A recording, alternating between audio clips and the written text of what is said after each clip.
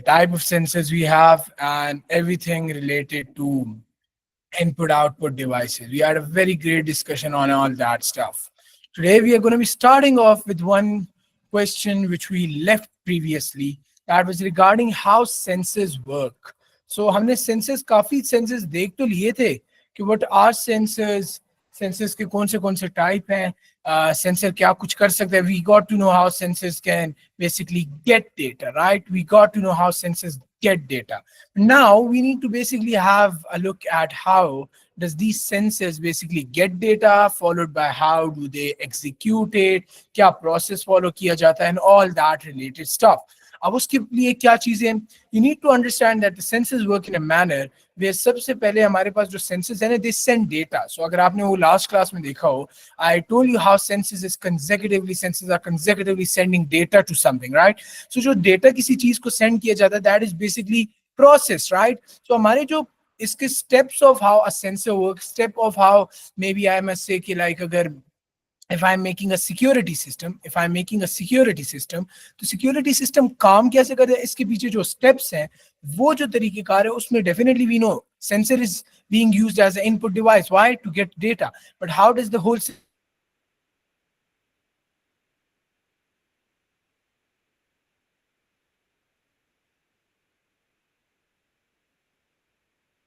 pressure sensor?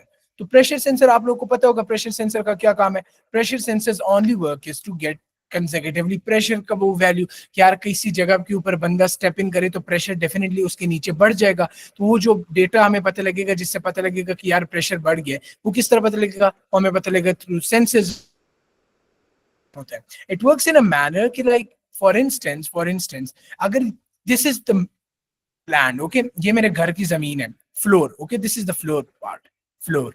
अब floor के ऊपर if there is no person walking, there is no person stepping on it, it's just like the normal flat area. तो उस context पे if there is a pressure sensor incorporated beneath it, let's say यहाँ पे this is the sensor, right? This might be the sensor.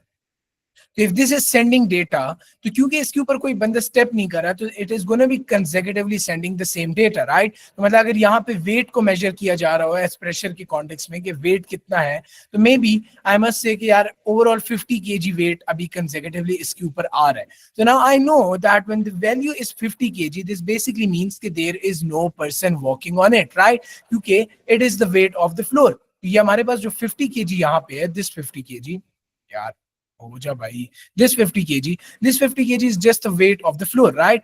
जो कि हमें sensor consecutively बता रहे through this sensor that the weight of the floor is basically what? It's 50 kg. But now what happens? What if I basically there is a person who steps onto this floor, right? There's a person on it. Now definitely इस person का weight भी तो इस sensor ने note down करना है. So this value goes from 50 to what? It goes to 90 kg. The moment it goes from 50 to 90 to any value greater or less than 50, क्योंकि 50 तो existing value है, right? 50 is the existing value जो कि होनी चाहिए. Now इसके ऊपर जब कोई pressure apply होगा तो वो बढ़ जाएगी definitely, because now if a person steps onto it, this means that someone is on the floor. तो उसकी वजह से हमारी value increase कर जाएगी. When the value increases, this basically indicates कि यार कोई बंदा step on हो चुका है onto the floor. And this basically indicates कि यार there is someone inside the whole house if I'm using it as a security system measure. अब ये तो आपको मैंने ओवरऑल बता दिया कि सेंसर्स वैसे जनरली करते किस तरह काम. But now we need to follow the proper mechanism, the steps behind it. So the very first step of how sensors work,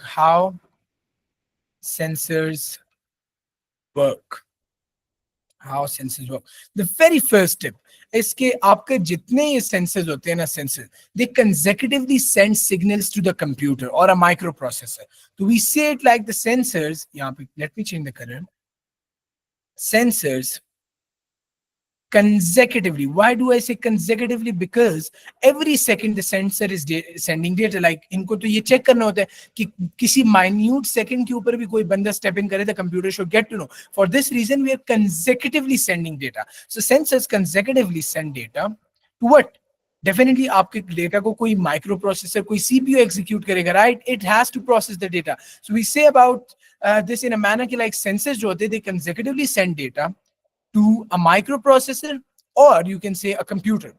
both are correct words as per your book. You can use a computer, CPU or a microprocessor. Okay, तो आप यहाँ पे computer का वो कर दें. सबसे पहले तो आपको ये पता लग जाएगा कि डेटा बार बार सेंड होता जा रहा है, होता जा रहा है, होता जा रहा है, होता जा रहा है.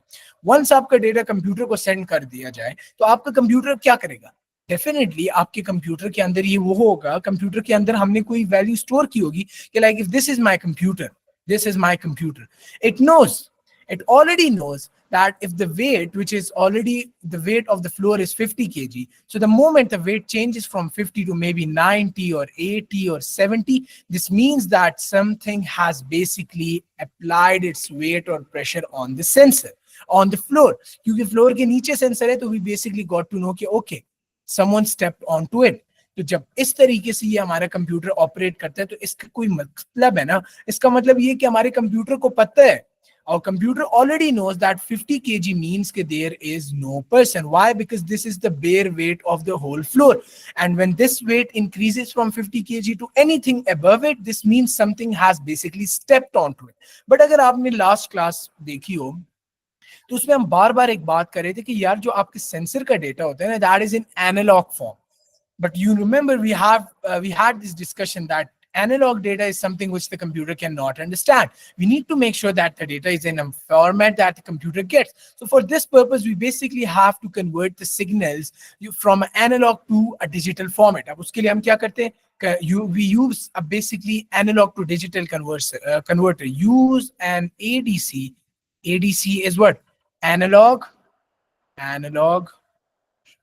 to digital converter. So using an analog to digital converter, what happens is that we convert the analog signals. Use an ADC to converter to convert the analog signals. तो आप लोगों ने लास्ट क्लास में मैंने आपको काफी बताया कि analog signals are one जो consecutively value change करते रहते हैं and which the computer cannot get directly. So for that purpose we need to make sure कि we convert it into a format which the computer gets, that is basically digital वाला. तो we will use an ADC converter to convert the analog signals into digital signals. Yes, Rehan.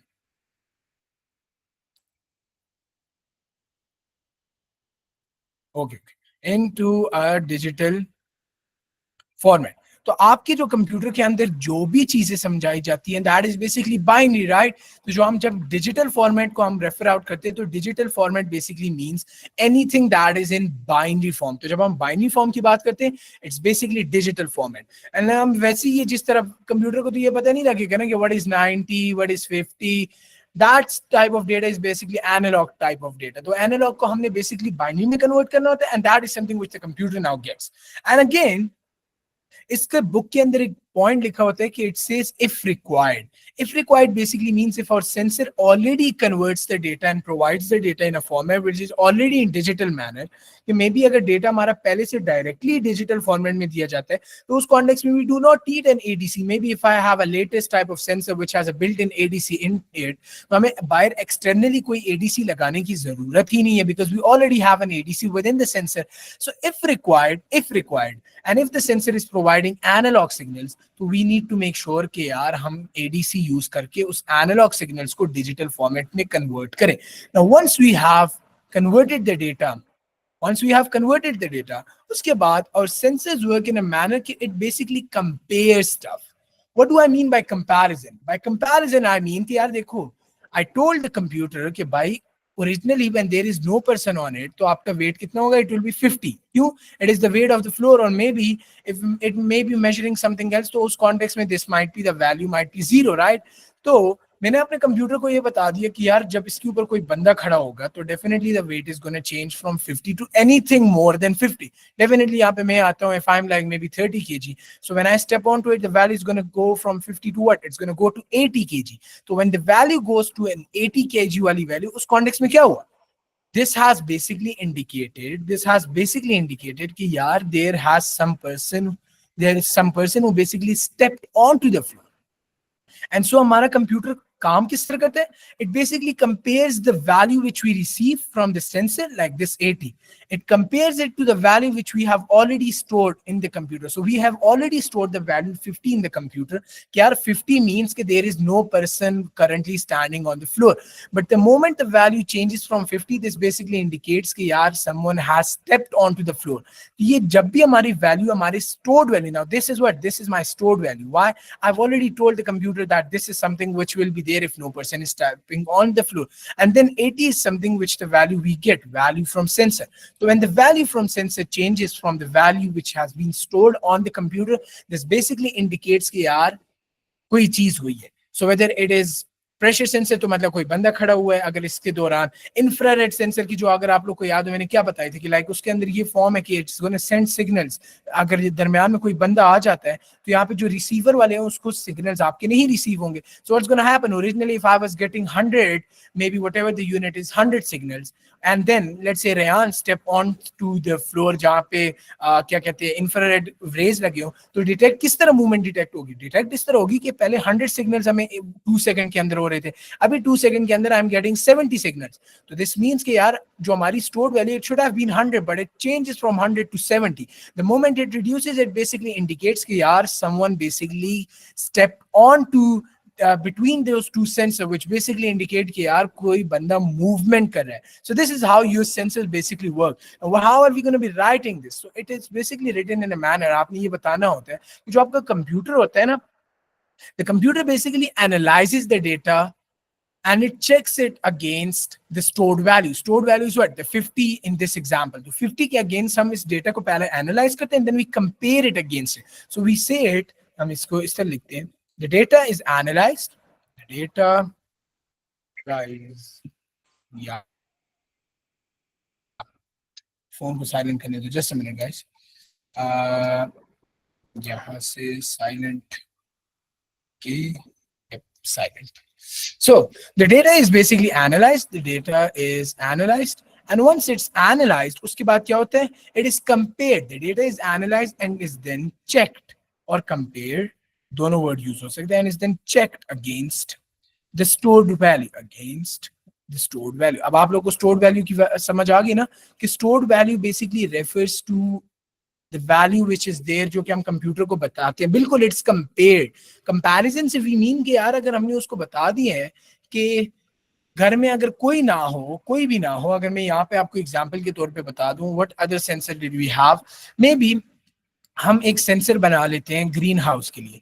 Green house में we have made a sensor कि यार अगर मैं pH detector को use करूं, pH sensor basically measures the acidity और alkalinity, I guess it's a word, if it's not तो छोड़ो जो भी है, बट हमने ये देखना एसिडिटी कितनी है सॉइल के अंदर. So we need to see कि when the acidity gets less than 3 we should have basically a warning.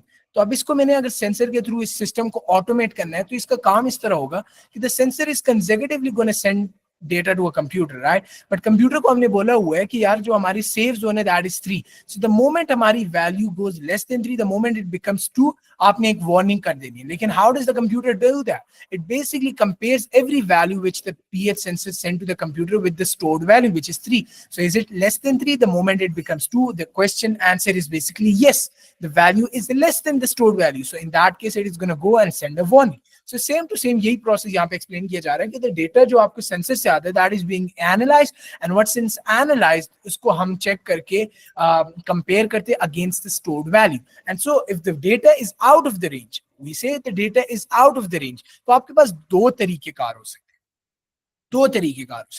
Now your sensor can either be of a monitoring system type.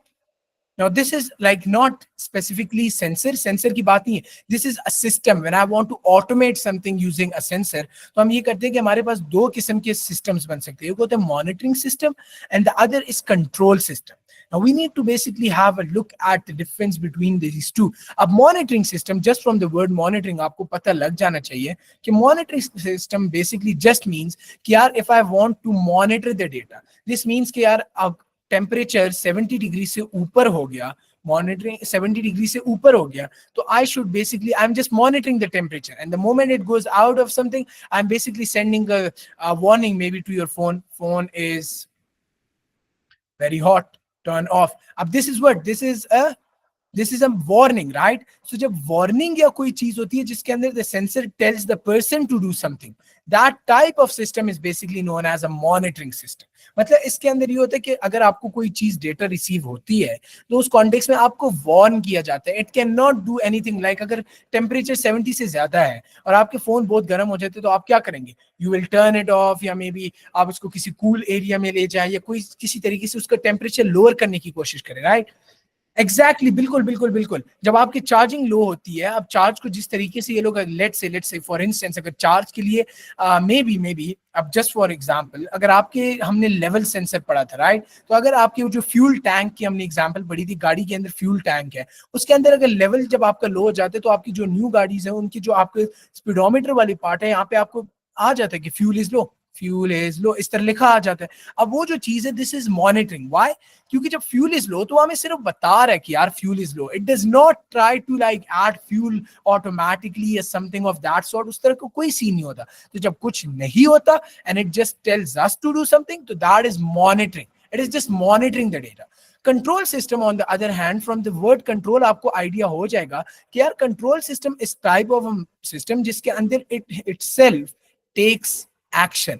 What do I mean by take action? अब इसके अंदर ये कि यार अगर my iPhone, उसके अंदर अगर टेम्परेचर बहुत बढ़ जाता है या किसी के फोन के भी टेम्परेचर बहुत बढ़ जाता है तो इसमें एक सीन होता है. When it crosses a specific temperature figure, maybe that it's something जो उसको पता लग रहा है through a sensor. जब वो वैल्यू क्रॉस होती है तो उसके बाद क्या हो जाता है? Your phone automatically turns off. तो अब ये क्या हुआ? It did not let me take a decision. It took a decision and took some action on its own. यहाँ पे it is just telling me कि यार कोई मसला हो रहा है, आप कोई चीज करो. कंट्रोल सिस्टम के अंदर ये कि यार उसको पता लग रहा है कोई चीज हो रही है तो it is gonna take action on its own. तो it turns off your phone. अब ये जो टर्न्स ऑफ योर फोन वाली बात है, दिस इज समथिंग जो कि ऑटोमेटिकली बाय द सेंसर जो हमने सिस्टम सेट किया वो खुद करता है. तो ये जो हमारे पास दो तरीके कार है. अब इसके जो फर्स्ट 3 स्टेप्स हैं of any system which is basically using a sensor, these 3 are same. इसके बाद जो आपके 4th and 5th पॉइंट है, दैट बेसिकली डिपेंड्स ग्रेटली कि आपका मॉनिटरिंग सिस्टम आता है या आपका कंट्रोल सिस्टम आता है. So let's make it in a way कि यार if I make a diagram like this, कि जो पहले 3 स्टेप है these are like straight इस तरह. अब इसके बाद हमारे पास स्टेप्स डिवाइड हो जाते हैं. Let us make it like this. सही है? तो यहाँ पे जो हमारे पास है, this is basically monitoring system, monitoring. This is basically control system. I guess आप लोग को अच्छे से समझ आ गया कि monitoring system is the one जिसमें आपको वार्न किया जाता है, जस्ट वार्निंग. सही है? Just warning. कंट्रोल सिस्टम वो है जिसके अंदर व्हेन इट फील्स कि यार something is going out of the range, something is going wrong, तो उस कॉन्टेक्स्ट में सीधा के सीधे it is gonna take some action. Now how is the system different from monitoring and control system? Now what happens is कि जब आपका data receive होता है, it is compared, right? So after that, if the data is outside the acceptable range, if the data is outside the acceptable range. What do I mean by this? क्या अगर मैंने बोला कि यार pH should be less than 3, so the moment the data is out of the acceptable range, what was the acceptable range? The acceptable range was of 3. So the moment data is less than 3, तो हमें कोई action लेना है. So now if it's a monitoring system one, उसके अंदर हम ये आगे स्टेप इस तरह कर लेंगे. 4th step is if the data is outside the acceptable range, तो अब क्योंकि it is a monitoring system, इसका काम सिर्फ ये कि a warning message is basically send. या मे बी अगर मैं बोल दूं अलार्म कोई एक्टिवेट कर दिया, एनीथिंग जिसके अंदर कोई वार्निंग मुझे मिल गया, तो जिसमें कोई वार्निंग या वगैरह कोई इस तरह का खाता हो, that is done using your control system. तो आगे हम इसका कर लेंगे. A warning is being Saint. अब ये वार्निंग अगर अलार्म के तौर के ऊपर हुए, अलार्म बजने लग गया, that is a warning, right? अब लाइक कोई चोर आ गया घर के अंदर, अलार्म बजे, तो इट इज वार्निंग मी कि कोई बंदा है. It is not something like कि उसके अंदर वो खुद ही मे बी कोई हथियार निकाल ले या समथिंग जिसके साथ वो बर्गलर को मारने लग जाए, right? That is not something the sensor can do. Just because it is only warning me, तो ये मॉनिटरिंग सिस्टम के अंदर एग्जाम्पल आ जाती है. अब on the other hand if I have a control system, तो उसके अंदर क्या होता है? उसके अंदर point is something if the data is outside the range, तो उस के अंदर रेंज भी अगेन एक्सेप्टेबल रेंज, राइट, मतलब 3 से लेस है तो the acceptable range is anything greater than 3, anything less than 3 is out of the acceptable range. तो अगर ये एक्सेप्टेबल रेंज से बाहर हुए तो उस कॉन्टेक्स्ट में क्या होगा, it is basically going to ask the computer to send signals to motors, to may be some components कि यार कोई चीज करो। अब मैं ये बोलूं कि पानी के घर के अंदर अब पानी वाले आते हैं मोटर्स, तो वो आते हैं ऑटोमेटिक मोटर्स। ऑटोमेटिक मोटर इस तरह होते हैं कि इट बेसिकली सीज के यार घर के पानी के टैंकी का लेवल कितना है। So the moment the level is above some specific point, तो वो मशीन ऑटोमेटिकली ऑफ हो जाती है। How does it get off, basically यहाँ पे कंप्यूटर सिस्टम लगा होता है एंड इट इंडिकेट्स कि यार okay it is above a specific level, आप मशीन को ऑफ कर दे। How does it get off, it basically sends the signal which turns off a button, which turns off some motor, right? तो ये जो इस तरह की चीजें ये कंट्रोल उसमें आते हैं। तो इसमें होता है if the data is outside the range, the computer will send signals to do what, signals to what, to आपके आ सकते हैं मोटर्स, टू वॉल्व्स, उसके बगैर आपके पास आ सकते हैं मे बी अगर कोई इसके बगैर आपके पास कोई एक्चुएटर या कोई इस तरह की चीजें, हमने एक आउटपुट डिवाइस पढ़ी थी ना एक्चुएटर, तो इस तरह की चीजों को ये सिग्नल भेज देता है to do some specific action. अब ये कंट्रोल सिस्टम का क्या हुआ, इस खाते में जो हमारे पास मॉनिटरिंग में इसमें सिर्फ वार्निंग सेंड हुई। Control system on the other hand is taking action by monitoring, यार मोटर मशीन ऑटोमेटिक ऑफ हो जाए। इस साइड पे हमें घंटी बजेगी कि यार आप खुद जाओ ऑफ करो, यहाँ पे वो खुद ही ऑफ कर देगा। मे बी अगर कोई बेल्ट चाह रहा है और उसको पता लगे यार लोग बहुत ज्यादा आगे, बेल्ट के ऊपर जगह नहीं है सामान रखने के लिए, तो वो क्या कर देगा, या उसकी वजह से कोई मसला बन रहा है तो वो एक्चुएटर को ऑटोमेटिकली वो कर देगा कि turn off the belt, it should not be working any more. इस तरीके से कोई लिक्विड शिक्विड आना है या कोई इस तरह की, तो हम वॉल्व को खुद ओपन कर ले, तो उसकी जगह अगर हम इसको ऑटोमेट कर ले तो वो कंट्रोल सिस्टम के अंदर आ रहा है कि यार वो सिग्नल्स भेजेगा, उसकी वजह से ऑटोमेटिक ऑन ऑफ हो गया। यहाँ पे तो हमें वार्निंग मिलेगी कि आप खुद इन चीजों को करो। तो ये आपका जो बेसिक तरीकेकार होते हैं of how it works is just like this. इसके बाद क्या होता है, वंस ये दोनों चीजें हो जाती हैं, उसके बाद ये कि यार जो आपके अगले स्टेप्स होते हैं ना, these basically depend again on the fact जो आपको नेक्स्ट कंसेक्यूटिव डेटा मिलता है। सो अगर हम इसको दोनों को कंबाइन करें यहाँ से, तो हम इसको इस तरह लिख लें कि जो आपका नेक्स्ट स्टेप होता है, next step depends on the data, depends on the data from the sensor. Like अगर एक दफा अलार्म बज जाता है, एक दफा बज जाता है, तो उसके बाद अगर डेटा फिर एक्सेप्टेबल रेंज के अंदर आ जाता है तो इसमें फिर तो अलार्म नहीं भेजना, क्योंकि the computer is consecutively comparing, it is consecutively comparing values here and there, here and there, here and there. The moment the data gets into the acceptable range, तो उसके बाद सेंसर ने कोई कंट्रोल या monitoring वाले खाते नहीं करने। सो इसलिए हम कहते हैं कि the next step basically depends upon the data which we are getting from the sensor, and then the whole process of these 4-5 steps all the way repeats from number one, sensors are basically sending data to the computer. So आप लोग को समझ आए कि how does the sensor basically work? Is it clear or not? चलो good good good good good, बाकी भी बताओ। Great great great. Riyan and Manal, is it clear or not? Yeah, do you guys have any sort of questions? तो पूछ लो, कोई मसले की बात नहीं है। चलो good. And Riyan, is it clear or not?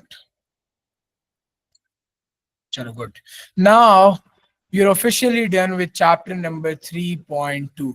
इसके बुक के अंदर काफी एग्जांपल्स डिस्कस की हुई होती है सेंसस की, examples of may be monitoring में हमारे पास एग्जांपल्स आ जाती है कि मे बी यार हॉस्पिटल के अंदर अगर किसी का टेम्परेचर वगैरह मेजर करना हो, हार्ट रेट मेजर करना हो, दोस आर समथिंग जो मॉनिटर करते हैं, राइट। आपकी गाड़ी के अंदर जो टेम्परेचर लेवल्स होते हैं वो जो कूल से HNC होता है उसके मुताबिक जो आपकी गाड़ी के टेम्परेचर को इंडिकेट करता है। It is just warning, right. It tells us कि गाड़ी गर्म होगी है तो आप रुक जाएं, खुद तो रोकती नहीं है ना, राइट। इसी तरह आपकी फ्यूल लेवल का दोस्त कम अंडर मॉनिटरिंग। कंट्रोल का ये कि जो आपकी street light automatic on off होते हैं यूजिंग लाइट सेंसर्स, फिर उसके बगैर जो सेंट्रल हीटिंग सिस्टम है ऑटोमेटिक AC ऑन हो जाना, ऑफ हो जाना। These are basically examples of control system. तो आपके बुक के अंदर काफी इसके अंदर एग्जांपल्स आगे बताई गई है कि कौन से सेंसर यूज होंगे। अगेन इसमें सीन ये है कि आपको ये पता होना चाहिए कि कौन सा सेंसर कहाँ पे यूज होगा। Now the example which I give you, the above one, इसके अंदर आपको एग्जाम में क्वेश्चन दिया जा सकता है कि यार someone is making a security system, list down 2 sensors यार जो हमने उस दिन डिस्कस किए थे, I am not sure exactly कितने हैं वो नंबर में, बट ऑल ऑफ दोस्त जो हमने उस दिन क्लास में डिस्कस किए वो सारे सेंसेस आपके कोर्स में। एंड आपसे क्वेश्चन इस तरह पूछा जा सकता है कि यार Ryan is trying to set up a security system for himself.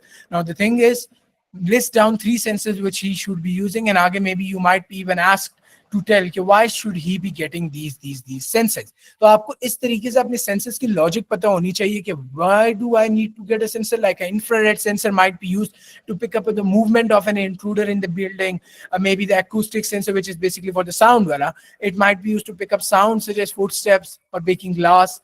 Pressure sensor might be to pick up the weight of the intruder. तो इस तरीके से आपको इसकी लॉजिक पता होनी चाहिए। फॉर दैट आपको मैं सजेस्ट करूंगा बुक के अंदर जो सेंसेस वाला पार्ट है उसके बाद काफी एग्जांपल्स डिस्कस की गई हैं, उसके अंदर काफी सेंसेस के यूजेस डिस्क्राइब्ड है। Now those are not the set uses जो कि एग्जाम में कंफर्म उन्हीं से आएंगे, that is just for your own knowledge कि आपको पता लगे सेंसेस कहाँ कहाँ पे यूज हो सकते हैं।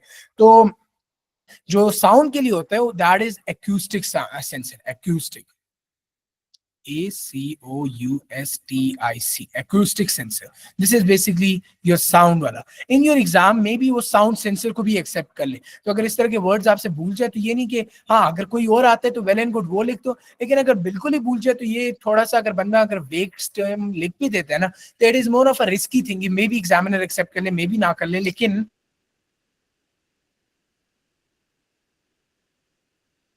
बुक में पढ़ लें। आई विल रिकमेंड आप बुक को पढ़ लो क्योंकि बुक के अंदर आपको काफी एग्जांपल्स है तो आपको ये चीजें और बेहतर तरीके से समझ आएंगी। Now we are officially starting off with chapter number, यार देखो we are starting off with 3.3 इंशाल्लाह। By the end of this week इंशाल्लाह this chapter will be ended. Yes, क्या गुड न्यूज है यार, बताओ बताओ बताओ बताओ। Wait, did you win something in the club tournament और something? because that is the only thing जो मेरे ज़हन में अभी आ रहा है। and बाकी यार tomorrow is result, अल्लाह खैर करे। so now 3.3 हम start करें and we have one minor 3.4 left इंशाल्लाह इसी week के अंदर I will try my best to finish it। now 3.3 has the name of data storage, and did they say that? ये कब बोले है? ये कब बोले? and where did they say this? Do you have any sort of, oh wow, lekin why? Do you have any sort of evidence for that? If yes, can you please just share it with me? Yaar, I haven't seen anything like that, but if that's true, that will be so good to know. That will be so great. Lekin chalo, now let's start off with the third part of the chapter number 3, which is basically data. Perfect. Data storage. अब data storage अगर आप इसको word से पढ़ें तो इसमें ज्यादा मैं आप डिटेल में नहीं जाऊंगा। You guys now know the basics of computer science. We are basically going to be studying कि यार जो हम वो रैम पढ़ रहे थे, हार्ड डिस्क पढ़ रहे थे, क्या क्या चीजें होती है वगैरह वगैरह वगैरह। why do I need data storage? Because definitely I need to store some data in memory, right? When I need to store some data, उसके लिए I need to have some devices, like जो हम hard disk बोल रहे थे या जो हम SSD बोलते हैं, ये क्या क्या चीजें। इस तरीके से हमारे पास ये जो भी चीजें आती हैं, hard disk, SSD, may be अगर मैं कोई सीडी या डीवीडी अपने कंप्यूटर के अंदर डालता हूँ, रैम क्या चीज है, रोम क्या चीज है, all these discussions are basically covered in the topic data storage. Now we need to basically first of all get to know कि जो आपके मेमोरी या स्टोरेज डिवाइसेस है ना, these are basically broken into two parts. We have the primary memory and then we have the secondary storage. So let me write it up here, एक second. We have सबसे पहले primary memory, and then we have secondary storage। अब जो आपके पास primary memory, secondary storage है, इनको अगर मैं वो कर दूं, कंबाइन कर लूं, तो it basically forms the word memory. Okay, जो वर्ड मेमोरी हमारी होती है ना, जो अभी तक हम सारे बाइनरी मेमोरी, मेमोरीज डिस्कस कर रहे थे, तो that memory is basically broken into your primary memory and then it is broken into secondary storage. Now what's primary memory? Primary memory is basically that type of memory which your computer can directly access। सही है, it is something जो कि आपकी CPU direct अगर किसी चीज के साथ बातचीत करना चाहते हैं ना, डायरेक्टली कोई चीज, exactly it is type of ratification, इसमें आपने चीजें याद करनी है। अब इसके अंदर जो आपने प्राइमरी मेमोरी होते हैं, प्राइमरी मेमोरी वो टाइप ऑफ मेमोरी होती है, इसके अगर हमको मैं कैरेक्टरिस्टिक्स लिखवाऊं, सो इसके अभी we are discussing this, right? So let me write it up here. Point number 1, it is the type of memory which is directly accessible by the CPU। अब ये आपको याद करना है, ओके? दिस इज समथिंग जो आपने याद करना है, directly accessible by CPU। Directly accessible by CPU basically means कि यार if the CPU wants to directly get some data from the memory, तो it can only get the data which is there in your primary memory. Apart from that, आपके एक second वो ये होता है कि यार अब आपके ज़हन में question होगा कि what is basically included within the primary memory, right? Is it the hard disk? Is it the SSD? Is it these RAM वगैरह? Is it ROM? या is it these DVD, Blu-ray disc या क्या चीज? To do know, your primary memory basically only stores RAM, ROM and cache memory. तो अगर आप लोग को याद हो, हमने कैश मेमोरी के ऊपर भी डिस्कशन की थी कि it is that fast type of memory जिसके अंदर फ्रीक्वेंटली एक्सेस जो डेटा हमारा होता है वो कैश मेमोरी के अंदर स्टोर होता है. सो कैश मेमोरी होगी. रैम को तो हमने बहुत डिटेल में पढ़ा हुआ है कि जो अभी हम जो एग्जीक्यूशन करें उसके रिलेटेड जो डेटा है वो रैम में. And now we are also gonna be studying ROM इंशाल्लाह अपकमिंग क्लासेस के अंदर. जो ये तीन पार्ट्स हैं ना जिसके अंदर मेमोरी स्टोर होती है, these are something which is basically directly accessible by the CPU. So when the CPU wants to get some sort of data, it can directly access it from the RAM. इसीलिए जब हम कोई execution कर रहे होते हैं we get the data into the RAM. और if there is some sort of instruction it can directly get it from the cache memory. या if it wants to get some data from the ROM, तो ROM से भी directly data fetch किया जा सकता है. So your primary memory, अगर इसको आपसे बोला जाए डिफाइन प्राइमरी मेमोरी, तो आप बोलोगे it is type of memory in which the data is directly accessible by CPU. Directly accessible by CPU से पहले ये भी लिख लो, data is directly accessible by the CPU. तो ये आपके एक कॉमन पॉइंट है कि what is primary memory. Primary memory इसको बोलते हैं. नाउ आपके जहन में आ रहा होगा कि यार फिर सेकेंडरी स्टोरेज क्या है. Secondary storage basically refers to to other parts. Secondary storage के अंदर आपके पास ना वो चीजें आती हैं जो कि आप डायरेक्टली आपका सीपीयू उनको एक्सेस नहीं कर सकता. फिर आपको एक ये चीज भी पता होनी चाहिए कि सेकेंडरी स्टोरेज के अंदर ना सेकेंडरी स्टोरेज के दो टाइप्स आते हैं. एक आपके पास आता है, let me perhaps take this picture and ये आपको यहाँ पे मैं ये पेस्ट करवा देता हूँ, आपको इससे बहुत अच्छे तरीके से समझ आ जाएगी. जस्ट अ मिनट, ये पेस्ट हो जाए. सो यस, ये हो गई. And let me just get this dragging tool and let me enlarge it. Now this picture was there in your book. अब ये बताता क्या, इट बेसिकली टेल्स अस कि यार हमारे पास एक चीज है primary memory stores RAM and it stores ROM and it also stores one third thing which is what cache memory. फिर आपके पास आ जाते हैं सेकेंडरी स्टोरेजेस जो हमने यहाँ पे ऊपर पढ़ा है ना. Second storage breaks into two part. You have the internal and you have the external. अब internal क्या है, external क्या है. Internal is basically that type of secondary storage which is basically there in your computer. So आपकी computer के अंदर जो hard disk लगी होती है या SSD लगी होती है, आप लोग जब लैपटॉप लेते हो तो हम बोलते हैं ना यार 512 GB हार्ड डिस्क, या तो लोग बोलते हैं हार्ड डिस्क HDD का वर्ड यूज होता है, या लोग बोलते हैं 512 GB में भी SSD. सो ये वो वाले पार्ट हैं जो कि आपके computer, laptop, phone, any electronic device के अंदर डेटा डिवाइस, जो अंदर के जो डेटा जिसमें स्टोर किया जाता है ना, वो डिवाइस है. So anything which is with in the computer basically comes under what, it comes under your internal category. So internal secondary storage basically stores your hard disk and your SSD eight the and. दोनों internal हो या external हो, both come under what, both are basically secondary method of storing data. लेकिन the one which is within the computer is internal and the one which is externally connected, जो बाहर से हो, that is known as external. अब external में क्या आता है? Data storage के काफी तरीके हैं guys.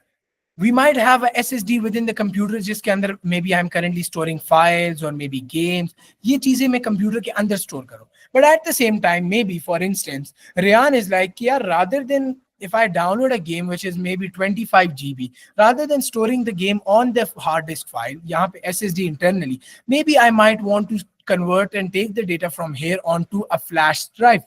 तो अब उसको वो फ्लैश ड्राइव पे रख रहे हैं. तो फ्लैश ड्राइव भी तो एक तरीका हुआ ना to store data. Maybe a lot of peoples what do they do is कि they get an external hard disc.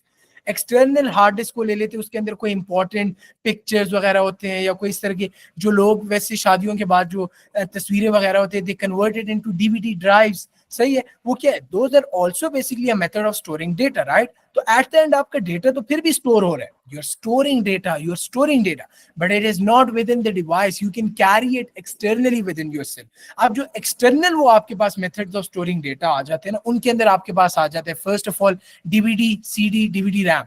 anything, all these games which you go buy from those stores, वो आपके पास CD के form में आते हैं, DVD के form के अंदर आते हैं. अब वो क्या है? That is also storing the game files, right? It is storing some sort of data, but that is an external method. आप बाहर externally उसको connect करते हैं through that ROM, जो इनके DVD ड्राइव वाली जगह उसके अंदर आप डालते हैं, उसके बाद होते हैं, they can be carried exactly.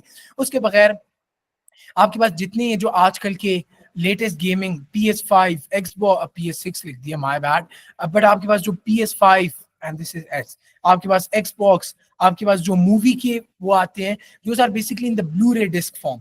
अब जो ब्लू-रे डिस्क वाले फॉर्मेट आते हैं, अब आप कोई गेम लेते हैं, may be if I get my self like a gaming CD for let's say for instance call of duty, तो अब कॉल ऑफ ड्यूटी को मैं एक्सटर्नली लेके जा रहा हूँ. If I download it directly from the gaming portal, जो इन console हमारे जो गेमिंग के वो होते हैं, उधर से मैं डायरेक्टली अगर इसको डाउनलोड करूँ तो that comes into the hard disk ward. सही है गाइस? जस्ट अ मिनट, एक सेकंड, 2 मिनट.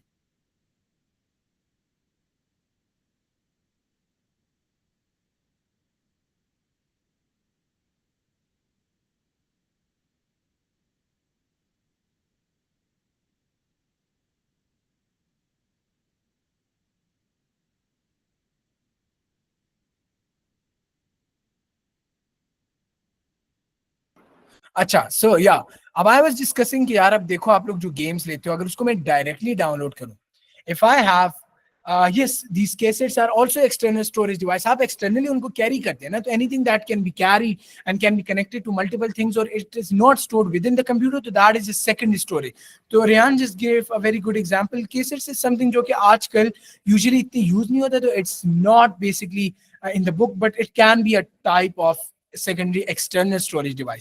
तो आपके जितने आजकल गेम्स वगैरह, if I download a game directly from the portal बोलूं, directly from the store, if I download a game from the Xbox store directly to the hard disk which is there in my Xbox, तो ये जो अभी currently मैं data store करूं, that is basically stored in what? In my hard disk, which is basically internal sort of format. But if I buy a gaming CD, अब CD already has the game stored in it, I just need to download some update or something like that, तो वो जो चीज store होती है वो आपकी Blu-ray disc के अंदर होती है. फिर उसके बगैर आपको मैंने पहले से बता दिया कि like if you want to store some game in USB something, वो इस तरह. And then you also have this external hard disk, लोग लेते रहते हैं, USB से कनेक्ट कर लेते हैं, you have like a proper 500 GB hard disk with you, जिसके अंदर आप डेटा स्टोर कर सकते हैं. तो anything that is removable, that also comes under word, that is also a type of external storage device. तो ये आपके बेसिक, आपकी ये चीजें आपको पता होनी चाहिए कि यू हैव प्राइमरी जिसके अंदर रैम रोम आता है, एक्सटर्नल एंड इंटरनल. इंटरनल की क्या चीजें आ गई, एक्सटर्नल के अंदर क्या आ गई. अब सेकेंडरी स्टोरेज की भी कोई कैरेक्टरिस्टिक्स है, अब वो हम यहाँ पे डिस्कस कर लेते हैं. Characteristics for secondary storage. Secondary storage, okay, secondary storage. अब सेकेंडरी स्टोरेज के अंदर हमारे पास क्या पॉइंट्स आ गए. The very first thing is यार, जो आपकी सेकेंडरी स्टोरेज के अंदर जो चीजें होती है ना, those are not directly accessible by the CPU. So this is very important, आपको पता होना चाहिए कि it is not accessible directly by the CPU. Directly by the CPU. So your CPU cannot directly fetch out a game. It has to get the data from the secondary storage into RAM, and RAM को वो फिर access कर सकते हैं. समझ गए? Now उसके बगैर आपके पास इसमें एक और पॉइंट आता है. That point is कि यार इसके अंदर जो डेटा, वोलेटाइल का क्या मतलब है, नॉन वोलेटाइल का मतलब होता है, रुको मैं समझाते हैं, ये पहले लिख लेता हूँ. All these devices are non volatile devices. Non volatile device. अब नॉन वोलेटाइल डिवाइसेस का ये मतलब है कि आपको पता है ना कि if I have RAM and I turn off the computer, the moment I return on my computer, the data within the RAM vanishes, right? Delete हो जाता है. Delete in a manner, RAM empty हो जाती है. तो इसका मतलब है RAM does not store data, it temporarily stores data. लेकिन आप कंप्यूटर बंद करो, कंप्यूटर फिर से ऑन करो, तो आपकी जो हार्ड डिस्क है उसके अंदर डेटा डिलीट तो नहीं होता, राइट? तो non volatile basically refers to the fact कि आपका data is stored within the computer. The data does not get deleted. Data does not get deleted, does not get deleted. तो ये जो non volatile हम बोलते हैं, इसका मतलब ये होता है कि हमने पहले भी एक दफा डिस्कस किया है, it is just to give you a quick recap कि यार डेटा डिलीट नहीं होता. उसके बाद अब क्या आ गया, इसके बाद आपके पास एक थर्ड पॉइंट आता है. The third point basically regarding secondary storage जो कि आपको पता होना चाहिए वो ये है कि secondary storage can be external और इंटरनल टू द कंप्यूटर। लेकिन जो आपकी प्राइमरी मेमोरी है वो सिर्फ इंटरनल होती है, आप एक्सटर्नली रैम नहीं लगा सकते, सही है, दिस इज इंपॉर्टेंट। ये कंपैरिजन वाले क्वेश्चन में आप इस तरह लिख सकते हैं, तो हम ये लिख लेते हैं, इट कैन बी एक्सटर्नल और इंटरनल टू द कंप्यूटर, और internal to the computer, to computer. फिर इसके बाद हमारे पास क्या चीजें आ गई, इसके बाद हमारे पास एक फोर्थ पॉइंट आता है। The fourth point basically is कि यार जो आपके पास सेकेंडरी स्टोरेज है उसमें आपको हमने सारे examples might be like hard disk, SSD, DVD, memory stick, Blu-ray disc, तो हमने जो ऊपर डिस्कस कर दिया वही आपका फोर्थ पॉइंट है। Fourth point is these examples, तो जो आपकी एग्जांपल्स हैं these are basically the fourth point. तो आपको ये पता होना चाहिए कि एक्सटर्नल क्या है, इंटरनल क्या है, प्राइमरी क्या है, सेकेंडरी क्या है। ये चीजें आपको क्लियर होगी। सेकेंडरी एंड प्राइमरी के अंदर मेजर डिफरेंस क्या चीजें समझ आ गई या नहीं? चलो good. Now if we basically break a primary memory, अब मैं आप लोग को एक डायग्राम बना के देता हूँ, उससे आपको समझ आ जाएगी कि यार प्राइमरी मेमोरी किसे कहते हैं। Now we have to discuss primary memory first. अब प्राइमरी मेमोरी इस तरह की मेमोरी है जो कि डायरेक्टली एक्सेसिबल बाय सीपीयू है। If I break it and make a diagram out of it, तो it's gonna be something like, हमारे पास दो टाइप्स आती है। वी हैव जो आपके कोर्स के अंदर है, सही है, आपके जो कोर्स के अंदर है उस कॉन्टेक्स्ट में हम बात करेंगे। तो आपकी प्राइमरी मेमोरी जो कोर्स के अंदर यूजुअली इन्होंने बताया उसके अंदर ये है कि आपको सबसे पहले आपको पता होना चाहिए what is RAM, then you guys need to know what is ROM. These are the two most important type of primary memories. Once you guys know what is RAM, once you know what is ROM, उसके बाद RAM has basically two further वो चीजें types. You have SRAM and then you have DRAM. इसको हम पढ़ेंगे तो आपको अच्छे से समझ आ जाएगा, सही है। तो आपके पास एक आ जाता है, एक यहाँ पे कर लेते हैं, यहाँ पे एक लिख लेते हैं, okay. So you have one known as the SRAM, and then you have one known as the DRAM. तो अभी हमने इन सब चीजों को बहुत डिटेल से पढ़ना है। जो रोम है, रोम उसी तरीके से एक ही चीज है, उसको अलग पढ़ेंगे। रैम हम जनरल हमने काफी डिस्कस किया। मैं रैम के अंदर आप लोग को ये नहीं बताऊंगा व्हाट इज रैम, रैम का क्या काम है। चैप्टर 2 के अंदर, चैप्टर 3 के स्टार्ट में हमने इसके ऊपर पूरी एक लंबी क्लास रखी थी। रैम को हमने उधर ही इतनी डिटेल में कर लिया था। सो अब रैम के हम फर्दर टाइप्स पढ़ेंगे, what is SRAM and what is DRAM। तो क्योंकि वी हैव लेस टाइम, मैं तो कहता हूँ जल्दी जल्दी हम रोम को डिस्कस कर लेते हैं एंड उसके बाद हम रैम को फिर अलग से वो डिस्कस कर लेंगे। Now RAM is what, sorry ROM is what. तो इफ आई मेक एन, आप लोगों ने ये वर्ड रोम काफी सुना होगा। व्हेन यूजुअली फोन्स के एडवर्टाइजमेंट्स में होते हैं यार 32 GB रोम, तो लोग रोम रोम रोम करते हैं, but what is ROM? ROM is different than RAM. पता है रोम का जो खाता है ना, it is a bit of different. वो इस तरह के रैम जो है ना, रैम परमानेंटली स्टोर्स डेटा। जो आपके रोम होती है, सॉरी रैम जो है वो टेम्पररी डेटा को स्टोर करती है। जो आपकी रोम होती है, ROM basically permanently stores data. अब now we have some differences between RAM and ROM, लेकिन आपको ये पता होनी चाहिए कि यार रोम का मेन काम क्या होता है। So your ROM basically stores data which is basically required for the powering up of the computer. So हम इसमें ये लिख लेते हैं कि रोम जो इसका मेन पर्पस होता है ना, उसका मेन पर्पस ये होता है कि it stores data related to powering on the computer, powering on the computer. अब मेरा क्या मतलब है पावरिंग ऑन द कंप्यूटर से? अगर आप लोगों ने कभी कंप्यूटर खोला हो तो उसके अंदर एक चीज होती है that is known as BIOS. आप लोगों ने कभी ये वर्ड सुने BIOS, which is basically basic input output system. जब आप इसको बूट कर रहे होते हो, जब हम कंप्यूटर को बूट करते हैं, या मैं इसको ये भी कर सकता हूँ, it's related powering on the computer BIOS, और मे बी बूट स्ट्रैप इसको भी बोला जाता है। कि यार जब हम शुरू में कंप्यूटर को वो करते हैं, ऑन का बटन में दबाता हूँ, how does the computer get to know कि यार if this is a Windows laptop तो window operating system को load करो, या on the other end when you don't have a window installed on the computer, we don't have an operating system, how does the computer get to know कि यार कोई USB मैंने डाली है to install a window? That type of data, the data which is related to powering on the computer, data related to your BIOS or bootstrap or booting up, is basically stored within your ROM. तो जो हम रोम बोलते हैं ना, usually रोम ROM ROM ROM, तो ROM are basically often used to store data that the computer basically needs to access when powering up for the first time. So BIOS हो गई, and these are basically known as the start of instructions. जो हमारे ये BIOS या bootstrap वाले खाते हैं, these are known as boot what do we call it, boot sorry startup instructions या फिर बूटस्ट्रैप। तो इसको बूटस्ट्रैप भी बोला जा सकते हैं या startup instruction. These are known as startup, start spelling उल्टी लिख दी, start up instructions. So we have these instructions which are basically used to boot your computer. तो bootstrap हो गई या startup, these can, both of these words can be used. ये जो आपके रोम होते हैं, रोम के अंदर ये खाता होता है कि जब आप कंप्यूटर ओपन करते हैं तो जो शुरू में डेटा होते हैं ना, जिसके अंदर, हाँ, जब आप कंप्यूटर ओपन करते हैं, आपने कभी सोचे यार वो जो एचपी का लोगो आ जाता है, if you have a HP laptop तो एचपी का लोगो आ जाता है यहाँ पे, अगर विंडो कुछ नहीं हो तो आपका इस तरह लोड होने के बाद आपको माइट भी वो बोल दे कि नो ऑपरेटिंग सिस्टम या कुछ, and if you want to install something तो F1 फॉर ये, F2 फॉर ये, वगैरह वगैरह। तो ये जो एचपी का लोगो है ये कहाँ पे स्टोर्ड है?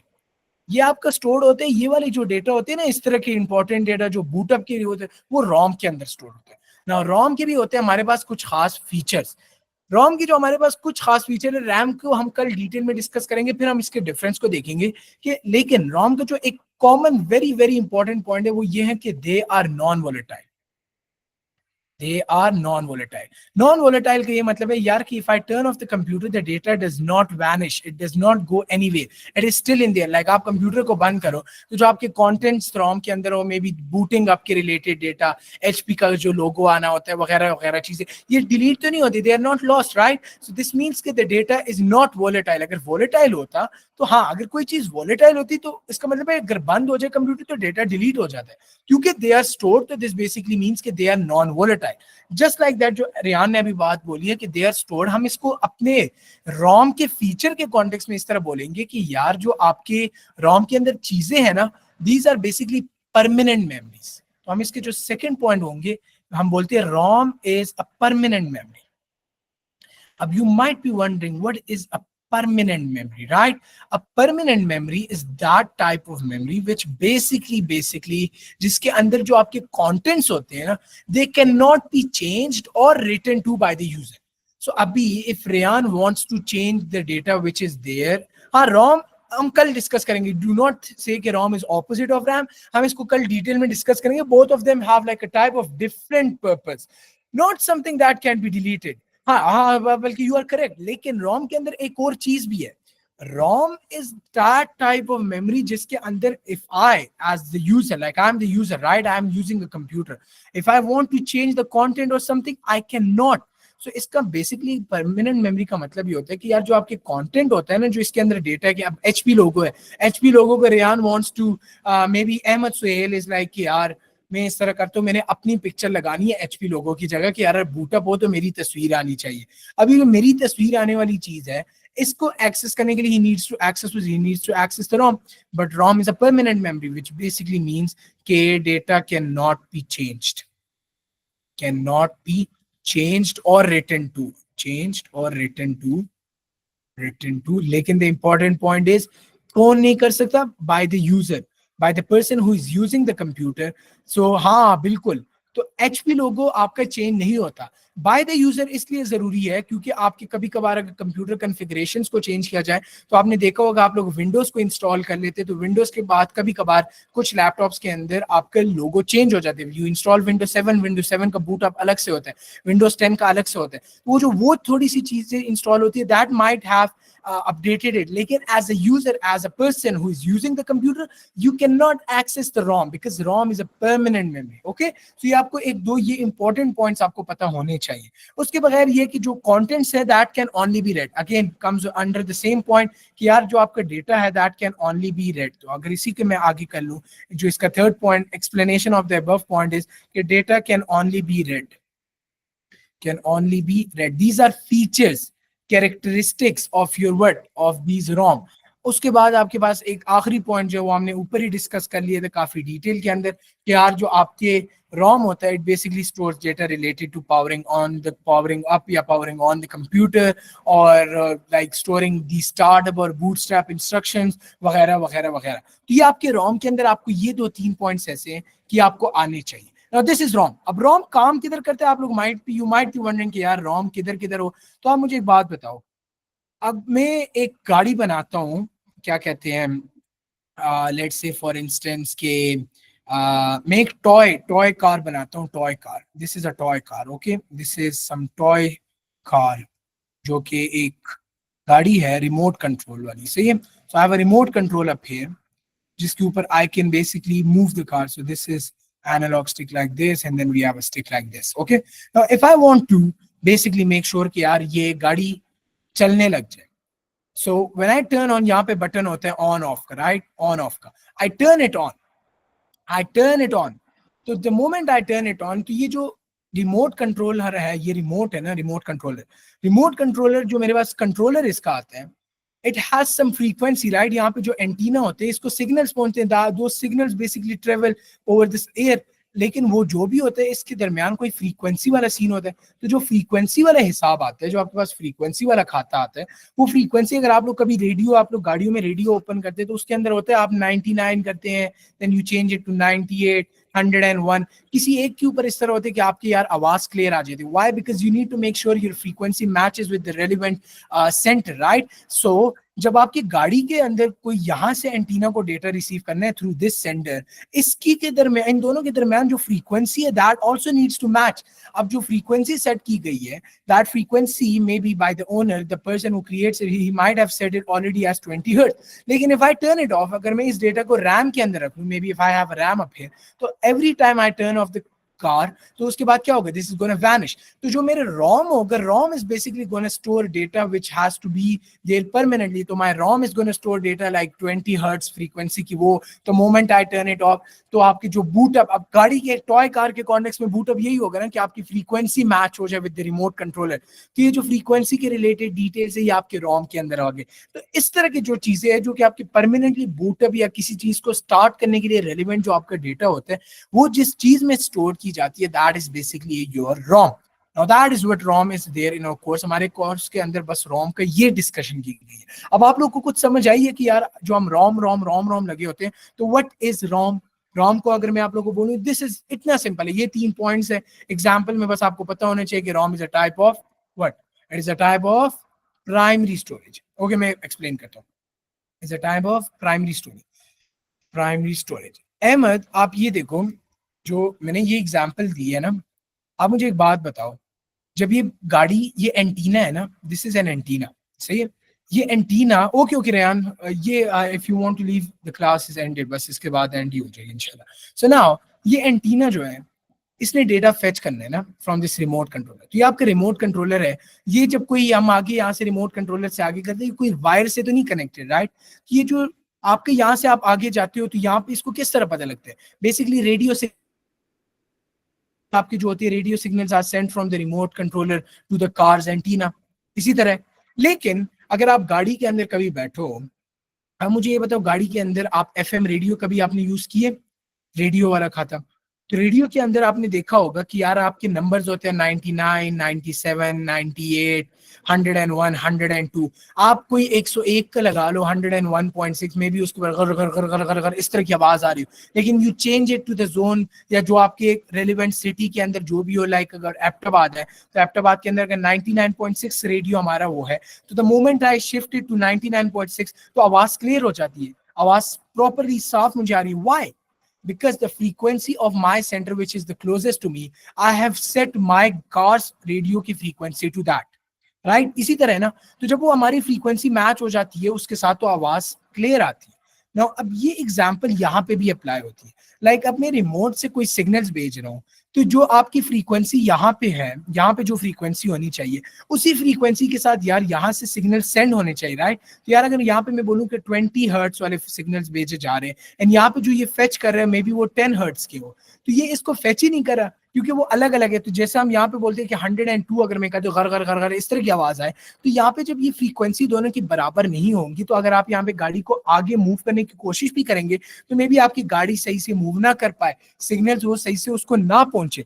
तो अब ये जो गाड़ी के, हमने गाड़ी जब बना ली, if I am the person who made this toy, I know कि this remote is going to send this frequency of 20 hertz. तो I need to make sure कि जो मेरे यहाँ पे एंटीना है, antenna, this antenna also gets data at 20 hertz. लेकिन जब आप गाड़ी के अंदर होते हैं, गाड़ी के अंदर तो हम मैनुअली खुद इसको सेट करते हैं, right? But if I make a toy, तो टॉय के अंदर मैं बार बार ये थोड़ी कर सकता हूँ कि मैं उसके अंदर यार सेट करूँ 10, 15, 20, 25 वगैरह वगैरह। तो what the person did was कि यार अगर मैं ये 20 हर्ट्ज वाली वैल्यू है जो कि